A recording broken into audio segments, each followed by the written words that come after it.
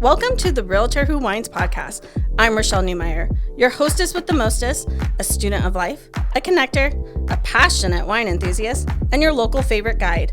Join me as we explore the vibrant Pacific Northwest, savor the finest wines, and champion the spirit of entrepreneurship.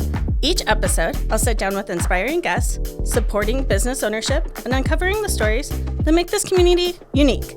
So grab a glass of wine, settle in, and let's embark on a journey of discovery and connection together. Cheers!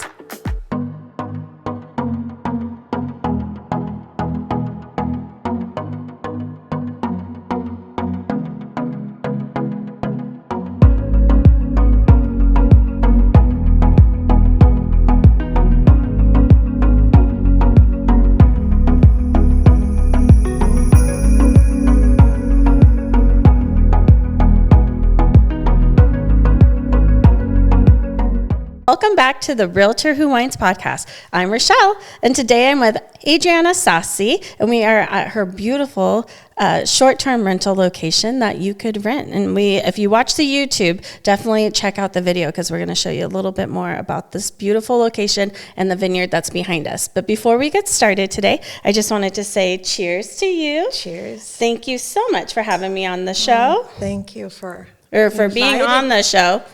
I'm having you on the show. Mm-hmm. I swear we have had 0 wine so far. Thank you for having me. Mm-hmm. We are actually drinking. Does this wine have a name outside of like Pinot Noir? It's from, it's my husband's wine. He makes it. And right now he calls it Shari's wine, but it's going to be from the vineyard behind us here. And it's Sassi Vineyard. Yeah. It's so delicious. I can't wait until you have your tasting room open. Yeah. It'll be so great. Looking forward to it. Yeah. Let's talk a little bit about you before we dive into the house that we're in today and the wine. You were not born and raised in America. You were born in Brazil, correct? Yeah. And what brought you to America? So I came in 1988 as an exchange student. And I met my husband. Went back, came back, got married, and it was supposed to be 6 months. I've been here for 38 years now. That's amazing. Yeah. And what brought you and Sherry into the wine industry or the wine area? So we moved to West Salem in Hopewell, and around that time, wineries were starting to pop up everywhere, and it was in people's garage, and they were making very good wine. So we stayed there for 6 years. So we were right in the middle of, the Salem wine areas have really flourished in the last 30 years. We were there when it was start to bloom down there. And then we moved a few years later to, I think it was in 2012, to Dundee. And Shari, my husband, is a carpenter, and he makes the woodwork for the wineries around. He makes beautiful rooms. Beautiful tables, beautiful wine cabinets. You can see a lot of his work at different wineries throughout the area. So, and we are right in the middle of wine country. Yes. The Four Graces is right across the street from us. Duck Pond is behind us. And but I worked for Kaiser Permanente for 32 years as a dental assistant. I just retired last year. Congratulations. Thank you. Yeah, it's been nice. But Shari always insisted that I quit my job and just join him. And his entrepreneurial endeavors. In the industry. So it took me a while, but I gathered the courage. I retired, and I started my wine tour business. Let's talk a little bit more about your tour business. How many people do you normally take out on a tour with you? So I have a smaller car for 2 to 3 people, and then we have a Sprinter van for 11 people. Oh, wow. Yeah. So from groups of 2 all the way up to 11. Okay. So. And when people book with you, do you pre-choose the wineries or do they choose the wineries? So if they're new to the area, I'll just pick the wineries. Yeah, because you already know the good ones to go to. Yeah. And I do have my favorites, but I pick the wineries. And I do all the reservations, lunch, and I do dinner too if they request me. So I do all of it. Oh, great. But if they've been here or they want to visit a particular winery that they've heard about, then I'll just go with what they want. Yeah. And when you make the reservations with the fee that you charge for your tour, are the wine tastings included in that, or do they pay separately at each winery? They pay separately okay. at each winery. So it's not just my fees, and then they just take care of the tastings as they go. Because in that way, they're not tied into, if they don't want to do a tasting, they could buy a bottle or just a glass and things like that. Yeah. Do the wineries ever work or partner with you on like a discount on tastings if you have a larger group or anything like that? I haven't had that offered to me yet. Yeah, I'm just curious. So I choose the wineries that I really like the wine and the smaller places that are family oriented. We still have a lot of those around here, and they are very nice, and guests usually like those.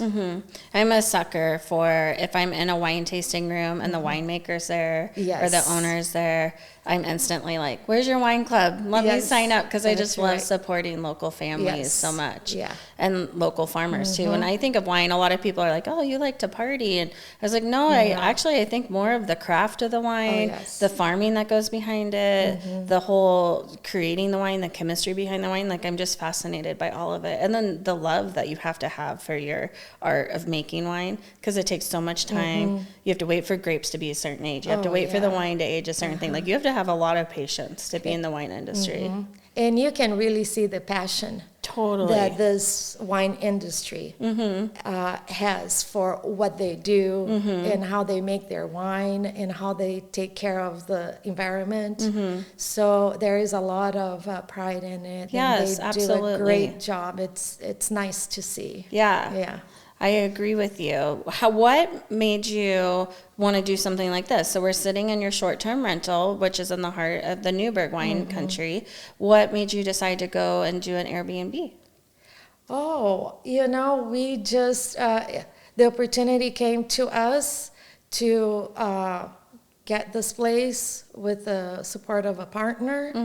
And I just love hospitality. Me too. Oh, I just love to just cater to people, make them feel special and cared for. Yeah. I just love that. Me too. So it was really nice to start with this place and put all the furniture and the special touches all together. Yeah, it's beautiful. And this is 4 bedrooms? 4 bedrooms. Yeah, it's gorgeous. Like I said, if you watch this podcast episode on YouTube, you'll get to see more of it, or definitely check out our social media platforms to see pictures and things, because it's available to rent. So if you're looking to visit the wine country area, and it sleeps, how many does this sleep comfortably? 8. 8. Yeah. So, and there's a table for 8, there's a large kitchen, you'll get to see everything. And then of course you can see the view behind us, which is breathtaking.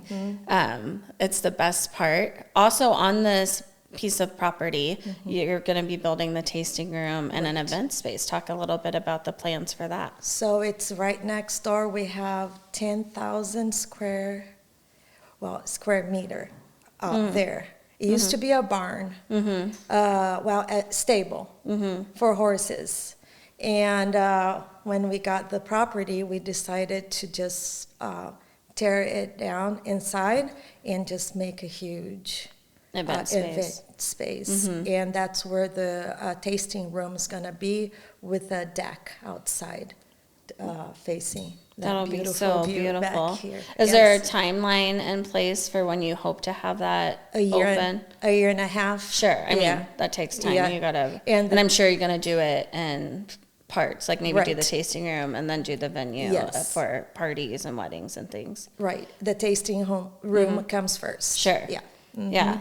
And then Sherry, is he going to keep part of it for his woodworking shop? Because I saw he has some tables and things out there right now. Yeah, he's making his tables over there. I'm not sure about that. We need to see what's going to happen. Be prepared, Sherry. She's coming home to talk about it. And then there's vines behind us. Right. What variety is behind us? It's just a Pinot Noir, and I think it's just 5 acres down there, and we still have 3 years to go. Okay. And then I know that it plans to be vines on this side too. Do you know, is he also going to do Pinot Noir over there, or a different variety? Yes, Pinot Noir. Yes. Yeah. And these back here already planted. I think there is still 3 years to go until we can get the fruit from here. So meanwhile, we get it from other vineyards. Yes. How do you choose which vineyards to partner with or to buy grapes from? So Shari is very friendly. I can agree. Yes, he knows everybody. He knows everybody. So, and people really like him a lot. Yeah. And so they just let him go with his helpers and pick the grapes. And he makes his wine. 1 year I helped him. Never again. Big grapes. That's a lot of work. It's hard work. It really is. I think people romanticize it a lot because they've seen things like I Love Lucy when she's like stomping around in the grapes, or like any other movie or TV. But it is so much work, and it takes a lot of, and you can't, unlike hazelnuts and things where you can like scoop them off the ground as the hazelnuts fall, like grapes, you have to like hand clip a lot. There's not a lot of machinery, or you damage the grapes when you're harvesting them. So you have to harvest a certain way, or you lose the grapes.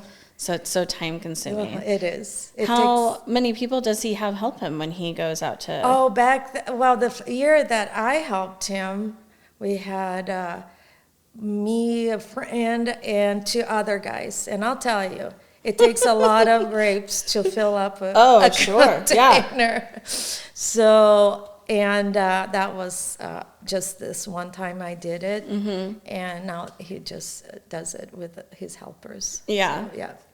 He loves it, though. It's hard work, but he loves it. Yeah. He definitely has a lot of pride in his wine, too. He does. Yes. Yeah.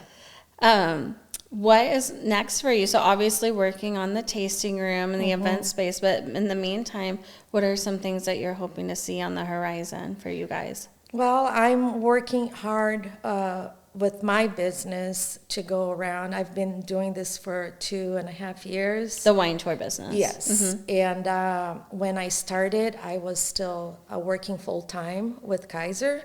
So I was doing that during the... Like on the side? Weekends. And since I retired last year in June, I've been dedicated my full-time to do this. And it's a little slow. And you know, the wineries have noticed that business is down a little bit. So I think I have to work a little extra hard because there are a lot of other business like mine out there. So, but the community is wonderful. Yeah. Even all of us, the drivers and the tour guide people, we're really supportive of each other, really nice. Yeah, collaboration over competition is the only way to go. Yes, it is. Because there's going to be times when like you go home to Brazil to visit family and you're not available for clients.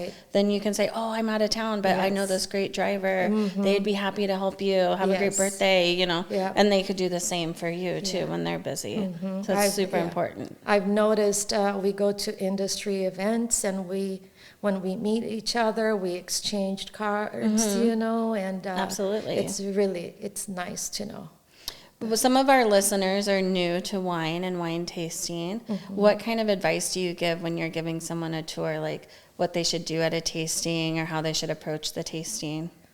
Well, when they ask me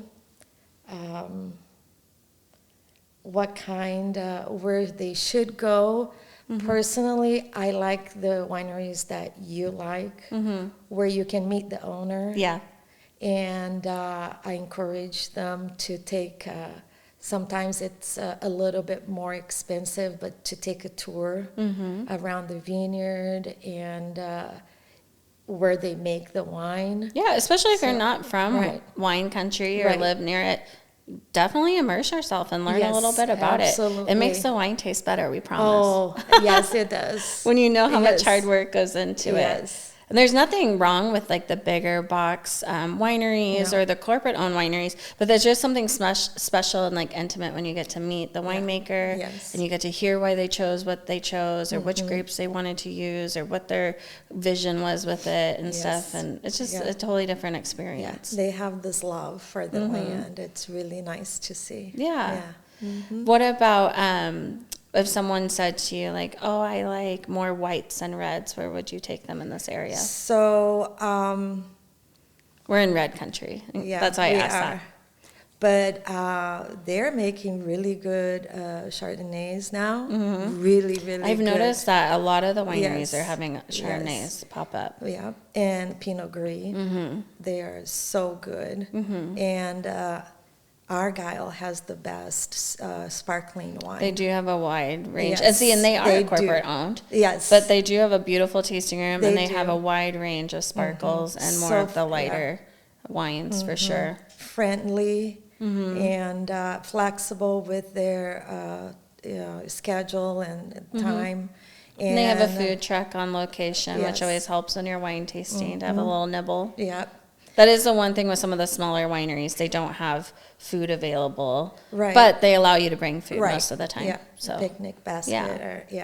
And there is, I just tried the new sparkling wine at Domaine Divio, and I was blown away by that. Okay, add it to the list. I haven't had that one yet. I'll have to go check that. He is incredible. Bruno, he's a great winemaker.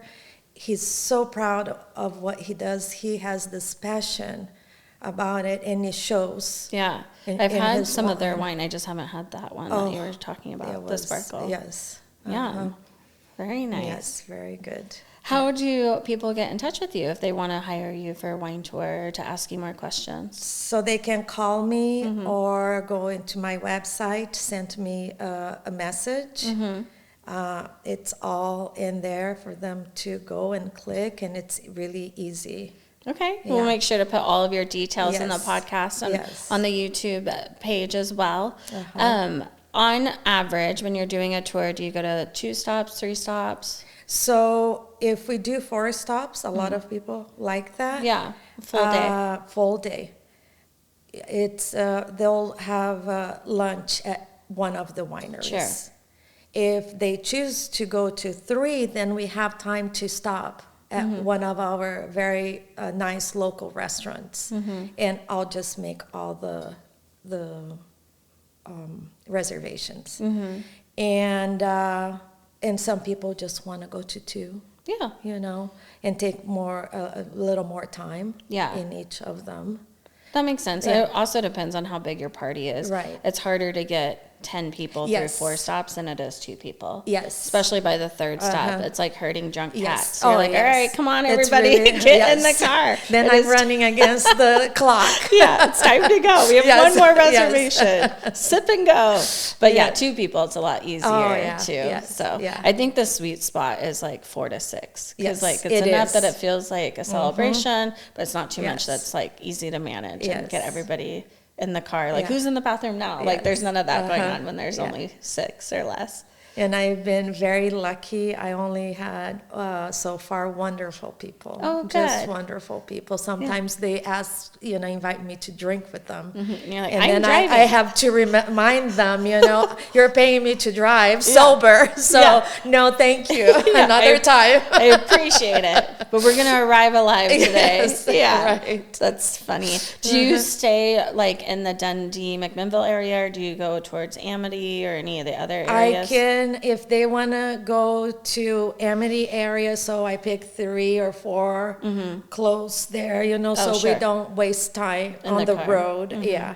I've been several times to Eugene. Oh, yeah, there's a lot of wineries out there. Yes, very beautiful places over there, and they don't have a tour business like we do up here. Yeah. So I've been there several times, and I just whatever. So you're not limited to a certain space. So if somebody called and said, we really want to do like the gorge, would you go out to the gorge, or is that too far? I think that would be a little too far for me. Okay. Yeah. Yeah. But I did take a group from, they came from the East Coast, New York, Boston, a group of ladies, and I took them to the beach. Oh, nice. For one day. Yeah. One day of wine tasting, and then the next day we went to Cannon Beach. Oh, okay. So, did you stay out that way too? Just or for like a day. You took them for the day and came back?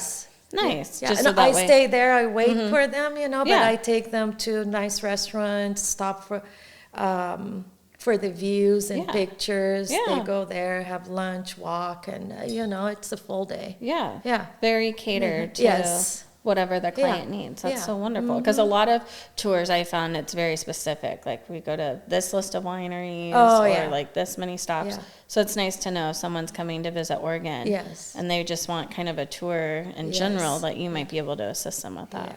I don't get anything from taking people to the wineries. So I pick, in my opinion, my personal opinion, the best ones. Yeah. Yeah. Yeah, which is good. The- That's what they hire you for, is for your so- opinion. yes. And it helps that you know a lot of people in the Yes, industry, so you also know like what goes in behind it and Right. all the things like that. Right. Thank you so much for being on the show today. I have really enjoyed getting to know more about you and sharing Sassi Vineyards with everybody on Envie De Vin, right? Yes. Tours. Yeah. And also this beautiful Airbnb. Again, if you are trying to travel to the Pacific Northwest, you want to see the beautiful wine country out here, but you don't want to do it alone, your girl's right here. She is ready to help you and give you the greatest time, and she is also a hospitality hostess of the mostest. So thank you again for being here. I really appreciate it. And thanks for having me at your beautiful Airbnb. Absolutely. Thank you for giving me the opportunity to sit here with you Yes. and talk about my business, and